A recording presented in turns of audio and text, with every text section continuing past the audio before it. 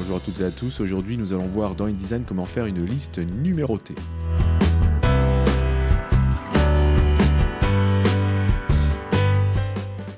Je suis Manuel Correa, si vous arrivez par hasard sur ce tuto, sachez que vous vous trouvez sur une chaîne dans laquelle vous allez trouver plein de tutos et de vidéos sur Photoshop, Illustrator, InDesign, XD et peut-être bientôt d'autres logiciels. Je traite ici de la retouche photo ainsi que des techniques infographiques. Je remercie au passage toutes celles et ceux qui se sont récemment abonnés à la chaîne, ça fait super plaisir de voir la chaîne grandir.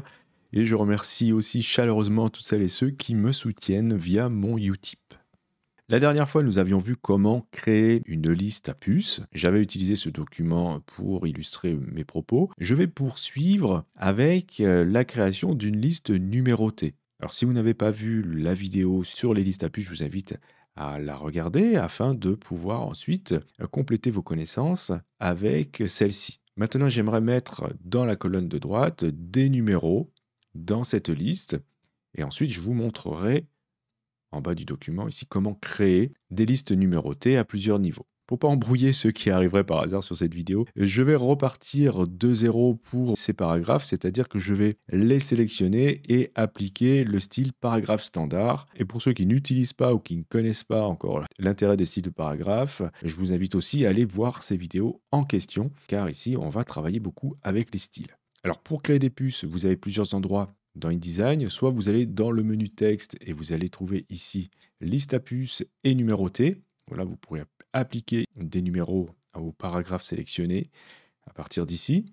Sinon, dans la barre de contrôle, vous allez trouver ce paramètre. Alors la barre de contrôle n'est pas toujours là. Vous allez dans le menu fenêtre, vous cliquez sur contrôle. Et pour pouvoir afficher le paramètre en question, il faut avoir l'outil texte sélectionné. Et ici, vous cliquez sur cette icône pour avoir affiché immédiatement les paramètres des paragraphes. Et vous allez trouver ces deux icônes ici.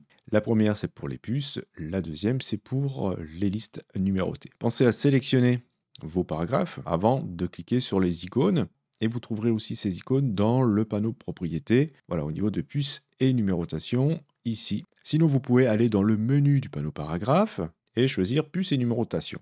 On verra qu'on peut aussi trouver cela lorsqu'on modifie un style de paragraphe. Alors, ce que je vais faire ici, c'est faire Alt-clic sur l'icône ici, liste numérotée. Je pourrais le faire aussi depuis le panneau propriété, vous voyez, c'est pareil, afin d'ouvrir cette boîte de dialogue dans laquelle je vais pouvoir paramétrer mes numéros. À type de liste, ici, je vais choisir numéro et non pas puce. Et ensuite, je vais laisser liste par défaut. On ne va pas créer de liste dans cette vidéo. Je vous montrerai lorsqu'on sera dans les fonctions avancées d'InDesign eh bien, comment ça fonctionne. On va rester ici avec le niveau 1. En dessous, vous avez le style de la numérotation, donc c'est-à-dire son apparence. Vous avez le format que vous pouvez choisir. Soit c'est 1, 2, 3, 4. Sinon, vous pouvez aller voir dans la liste ici d'autres types de formats. D'accord ? Et ensuite, vous avez ce qui va gérer le numéro. D'accord ? Donc ici, c'est tout ce que vous allez pouvoir saisir comme caractère là. Donc vous avez des symboles qui gèrent cela. Je vais vous inviter à tout sélectionner, donc vous pouvez cliquer, sélectionner tout avec un cliquer glisser et vous utilisez la touche retour en arrière ou supprime pour supprimer tout ce qu'il y a là-dedans afin de faire disparaître ça. Donc là, ça ne disparaît pas tout de suite parce qu'il faut valider ça. Donc vous pouvez utiliser la touche tabulation ou cliquer sur aperçu deux fois, tac, deux fois, voilà, pour appliquer ce que vous avez fait là. Voilà, ça va nous permettre d'aller voir ici en cliquant sur cette petite flèche qu'on a là la possibilité de gérer tout ce qu'on veut afficher. Soit vous insérez un caractère spécial, donc ici vous avez les espacements, vous avez des puces, des points de suspension, etc. Okay. Soit alors vous avez les balises d'emplacement de numéros. Alors vous pourrez afficher le numéro actuel, ou alors le niveau 1, etc. jusqu'au numéro de chapitre. Ce qui va m'intéresser, c'est d'afficher le niveau actuel. Donc je clique ici, tac, et je me retrouve avec voilà, ce qu'on avait tout à l'heure. On a bien 1, 2, 3 qui s'affiche ici. Alors évidemment, on a le texte qui est un petit peu trop serré, il va falloir espacer tout ça. Je pourrais mettre un point, ok, donc j'appuie sur tabulation pour valider ça. Et ensuite, ça serait bien de faire respirer tout ça. Donc je vais aller ajouter là-dedans un caractère spécial, voilà, une tabulation. Alors vérifiez bien que c'est après le point que vous la mettez, la tabulation. Et voilà, donc la tabulation arrive ici. Elle n'est pas affichée, malgré qu'on a les caractères masqués qui sont affichés, mais sachez qu'elle est bien là. Vous avez ensuite la possibilité de modifier encore une fois, l'apparence de ce qui est indiqué ici, donc de vos numéros et du point, là, si vous avez mis un point. En dessous, vous avez style de caractère, ce qui va permettre de gérer l'apparence de ce qu'on a mis ici. Donc nous, ici, on a mis le numéro de niveau actuel ainsi qu'un point. D'accord. Et j'avais déjà fait pour l'exercice précédent un style de caractère qui gère la couleur de mes puces. Je peux aller le chercher là-dedans. Voilà, donc je l'ai appelé couleur puce. Et ça change que la couleur en cyan. Donc ici, je l'applique aussi pour mes numéros. Donc très très pratique, hein. Si vous n'avez rien sous la main, vous pourrez aller choisir ici nouveau style de caractère et le créer à la volée, à l'aveugle. Voilà, s'il s'agit de mettre juste en bold ou de changer la couleur, c'est très facile. Ensuite, je vais laisser suite du numéro précédent. Sinon, vous pourriez aller chercher là-dedans de dire que vous commencez avec un numéro déterminé que vous allez rentrer ensuite ici. D'accord. Et en dessous, on a la position de la puce ou de la numérotation. Donc ici, la numérotation. Ok, donc on a des alignements ici à gauche, centré ou à droite. Bon, ça ne va pas changer grand-chose tant que vous n'aurez pas modifié ici les retraits. Donc retrait à gauche, ça va concerner les lignes à partir de la deuxième ligne. Ok, regardez si je rentre une valeur positive. Donc ça, on l'avait déjà vu avec les puces. Ok, et ensuite, retrait de la première ligne, c'est la première ligne ici. Je vais pouvoir faire un retrait. Donc, vous voyez, ça pousse la première ligne. Et ici, vous avez la position de la tabulation qui est par défaut à 12,7. Voilà, c'est réglé comme ça dans InDesign. Et si je fais un retrait trop important de la première ligne, voilà, au bout d'un moment, tac, je vais, pour certaines lignes, retrouver la valeur indiquée ici. Donc au début, c'est pas facile à comprendre, mais ce qu'il faut retenir en tout cas, c'est que si vous rentrez une valeur négative ici, voilà, vous allez pouvoir, alors plusieurs fois, tac, tac, tac, au bout d'un moment, voilà, avoir toutes les lignes bien alignées ici. Et vous pourrez faire un retrait à gauche de l'ensemble en manipulant ensuite au-dessus, le retrait à gauche. Tac, tac, tac. Donc ici, je peux faire un retrait de la première ligne, voilà, pour un négatif encore plus, pour reculer ma numérotation ici. Alors, je n'avais pas parlé lors de la dernière vidéo, je devais le faire. Là, vous avez les alignements. Donc, centré, tac, vous avez vu, ça va le décaler légèrement vers la gauche. Si vous faites aligner vers la droite, ça va encore aller plus loin. Et puis, vous voyez ici, on se retrouve avec des petits décalages. Et aligné à gauche, on va obtenir ça. Donc, si vous voulez que ce soit centré, là, pour que ça soit joli au niveau de vos numéros, je vous conseille de mettre centré. Et voilà, là, c'est un peu mieux aligné. Ce sera beaucoup plus agréable comme ça. Mais ça sera valable que lorsque vous aurez voilà, opéré des retraits à gauche et de la première ligne. Donc là, je vais valider ça avec OK, très bien. Et autant en faire un style de paragraphe. Je vais faire Alt-clic sur le petit plus ici. Choisir d'appeler ça numéro et d'après corps de texte. Je vérifie bien que c'est appliqué à la sélection et je clique sur OK. Très bien, ben voilà comment j'ai appliqué mes numéros ici. Évidemment, si j'ajoute un autre paragraphe, hop, tac, tac, tac, vous voyez, automatiquement, j'ai la numérotation qui va se poursuivre. Très bien, alors voyons voir maintenant comment on peut faire la même chose avec des chapitres et sous-chapitres. Donc ce qu'on va faire ici, c'est, vous voyez, je vais vous montrer une autre façon de faire. Je vais sélectionner ce paragraphe. Je vais lui appliquer corps de texte parce que le paragraphe standard ici, c'est pas super beau. Donc je sélectionne tout, corps de texte, voilà. Je trouve que ici c'est un peu mieux, c'est un peu plus joli. Enfin, cette police me convient mieux. Je vais sélectionner juste ce paragraphe, voilà, et je vais passer par là. Comme ça, je vais vous montrer comment on peut aussi le faire à partir du menu du panneau paragraphe. Choisir puce et numérotation. OK.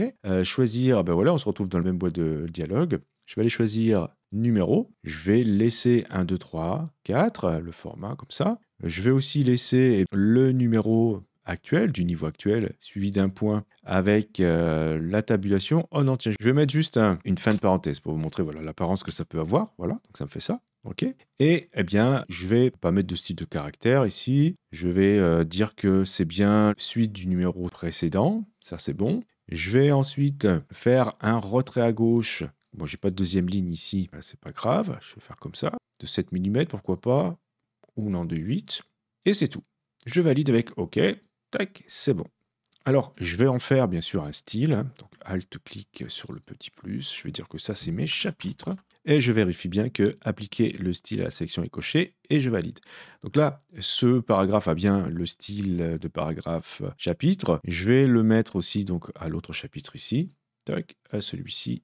Et voilà. Donc, j'obtiens ça. Alors évidemment, je pourrais espacer un petit peu mes paragraphes, ça serait bien. Donc rapidement, je vais faire un clic droit ici sur chapitre, modifier chapitre, aller dans retrait espacement. Donc là, je vais vite parce que on l'avait déjà vu. J'ajoute de l'espace après, voilà, et je valide. Très bien, donc vous voyez, c'est un petit peu plus aéré. Je vais ensuite eh bien, m'attaquer au sous-chapitre. Voilà, m'intéresser juste à ce premier sous-chapitre, ça sera plus simple. Je vais dire que voilà, ça part de chapitre. Pouf, pourquoi pas. On a ça, et je vais modifier ça. Donc comment je peux le faire? Alors bien sûr, je ne vais pas modifier le style, hein, puisque je voudrais pas que ça soit appliqué aux autres. Hein. Je vais juste aller dans le menu du panneau paragraphe, aller dans puce et numérotation, et dire que voilà, cette fois-ci, on se retrouve dans le niveau 2. Ok, donc ça repart à 0, enfin ça repart au niveau 1, très bien. Et j'aimerais peut-être pas que ce soit avec une parenthèse ici. Donc je vais mettre plutôt un point, voilà. Et je vais valider. J'aimerais qu'il y ait un petit décalage du sous-chapitre par rapport au chapitre. Donc ce que je vais faire, c'est que je vais modifier la position de la tabulation. Je vais légèrement augmenter, voilà. Et ensuite faire un retrait de la première ligne, voilà, pour rapprocher tout ça. Ok. Donc là, je vais valider et créer, bien sûr, mon style. Donc Alt-clic à gauche de la poubelle. Choisir ici d'appeler ce style sous-chapitre. Et bien l'appliquer à la sélection. Ok. Je vais ensuite bien l'appliquer aux autres paragraphes. Ici. Donc sous-chapitre. Ok. Sous-chapitre. Tac. Et là, sous-chapitre. Alors vous allez me dire, au niveau des espacements, c'est pas super. Et oui, parce que je suis parti avec chapitre. D'accord? Donc j'ai fait du parentage de style et j'ai récupéré l'espacement qui était dans chapitre. Donc c'est pas grave, je peux modifier tout ça facilement dans mon style. Donc tout ça, on l'avait déjà vu, hein, donc vous êtes censé savoir le faire. Là, ce qui va m'intéresser, c'est de voir que ça fonctionne ici. Donc j'ai bien un chapitre, ensuite j'ai bien le premier sous-chapitre, le deuxième, le troisième. Je suis dans le deuxième chapitre et ça repart 1, 2, 3, etc. Donc ça, c'est bon. Ok, donc ça c'est très simple à faire, vous avez vu, il suffit d'indiquer qu'on est dans le niveau 2. Ce qui serait sympa ici, ça serait de rappeler le numéro du chapitre dans le sous-chapitre. Donc comment on peut faire ça? Eh bien, je vais faire une modification du style, donc clic droit ici sur sous-chapitre. En profiter rapidement pour modifier l'espacement, voilà, je vais mettre 1 plutôt, ok, et je vais retourner dans puce et numérotation, et là, comment on va faire ça? Eh bien là, ce que je vais dire, c'est que avant d'indiquer dans quel niveau on est, eh bien je vais mettre le niveau 1. Donc je vais aller choisir à cliquer là, insérer une balise d'emplacement numéro, je vais dire, ben voilà, tu me fais un rappel du niveau 1 ici. Tac, donc on va voir ici 1, ensuite premier sous-chapitre, etc., etc. Donc vous risquez d'avoir des petits décalages, il faudra refaire les retraits ici. Avant de le faire, je vais quand même mettre, pourquoi pas, un petit tiret ici. Voilà, comme ça. Tac, tac. ôter peut-être le point. Donc voilà, à vous de faire votre petite sauce à ce niveau-là. Ok, et puis du coup, vous voyez, j'ai pas besoin de refaire mes alignements, sinon voilà, j'aurais été bidouillé là-dedans. Je vais peut-être faire un alignement centré pour voir, est-ce que c'est pas un petit peu mieux ici au niveau de la numérotation? Si, ça a l'air un peu mieux. Je vais modifier ici la position de la tabulation, je vais augmenter, voilà. Hop, comme ça, c'est un peu mieux. Donc voilà, j'ai ici un rappel du numéro du chapitre, donc je suis bien dans le 1. Ensuite, la numérotation des sous-chapitres. J'aurais pu aussi, si je l'avais voulu, mettre A, B, C, D, regardez, tac, voilà. Donc 1A, 1B, 1C, hop, 2A, 2B, 2C, etc. Donc voilà comment ça fonctionne. C'est pas très compliqué. Vérifiez juste les numéros de niveau. Vérifiez ici ce que vous affichez à ce niveau-là en allant chercher là-dedans les balises d'emplacement de numéros. Okay, donc numéro actuel, c'est ce que vous avez ici, donc c'est A, B, C ici, et vous pourrez faire un rappel d'un niveau en particulier. Il y aura beaucoup d'autres choses à dire sur la numérotation dans les listes, mais on verra ça quand on attaquera la playlist avancée d'InDesign. Je vous remercie d'avoir suivi cette vidéo. Si vous avez des questions, n'hésitez pas à le faire dans les commentaires. Si vous souhaitez soutenir cette chaîne, bien sûr, vous pouvez cliquer sur j'aime, c'est très important pour le référencement de celle-ci. Si vous souhaitez aller plus loin, vous pouvez cliquer sur le lien Utip présent dans la description de cette vidéo. Et bien sûr, si vous n'êtes pas encore abonné, que vous souhaitez le faire, vous pouvez cliquer sur abonnez-vous. N'oubliez pas la petite clochette pour être averti des prochains cours ou des prochains tutos. Et justement, on se dit à la prochaine pour un autre cours ou pour un autre tuto.